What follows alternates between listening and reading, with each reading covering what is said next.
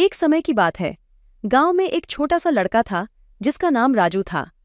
राजू बहुत ही उत्साही और सकारात्मक बच्चा था। एक दिन उसने सुना कि गांव के पास एक जादुई पेड़ है जो किसी की भी मनचाही चीज को पूरा कर सकता है।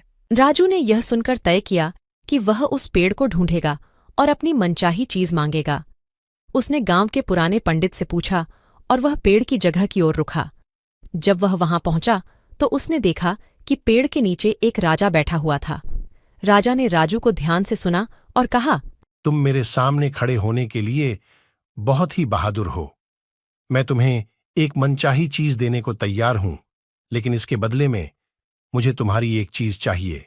राजू ने सोचा और फिर कहा, मुझे चाहिए कि जो भी मैं मांगूं वह तुम्हारे लिए भी वैसा ही होना चाहिए। राजा हंसते हुए मान गए और राजू को उसकी मनचाही चीज दी। राजू ने भी वही मांगी जो राजा ने की थी।